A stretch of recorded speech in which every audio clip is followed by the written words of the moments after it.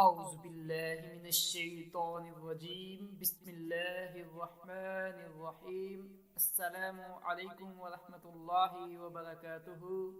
آج وضو سے متعلق کچھ مسائل ہیں جو ہم بیان کریں گے۔ وضو کے تمام اعضاء کو ایک ایک، دو دو اور تین تین مرتبہ دھونا جائز ہے۔ اعضائے وضو میں سے کسی عضو کو ایک بار، کسی کو دو بار اور کسی کو 3 بار دھونا بھی جائز ہے۔ 3 سے زیادہ مرتبہ دھونا ہرگز جائز نہیں۔ ایک دیہاتی نے رسول اللہ صلی اللہ علیہ وسلم سے وضو کے متعلق پوچھا۔ آپ صلی اللہ علیہ وسلم نے اسے وضو کر کے دکھایا۔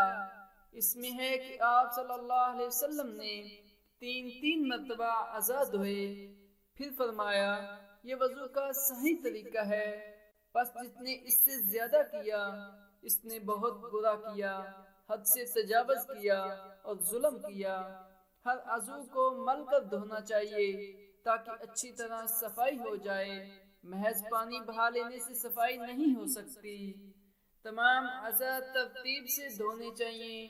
رسول اللہ صلی اللہ علیہ وسلم ہمیشہ ترتیب سے وضو کرتے تھے، کبھی ترتیب کے خلاف سنت وضو نہیں کیا اور نہ ہی کبھی ترتیب کے خلاف وضو کرنا ثابت نہیں۔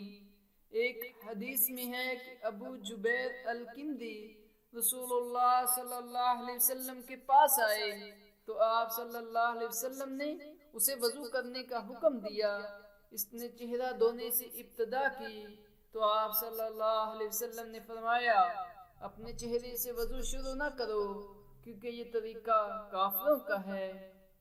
اللہ مالک سے دعا ہے کہ وہ ہمیں اپنے دین پر عمل کرنے کی توفیق عطا فرمائے اور اس کی سمجھ بوجھ عطا فرمائے۔ جزاک اللہ۔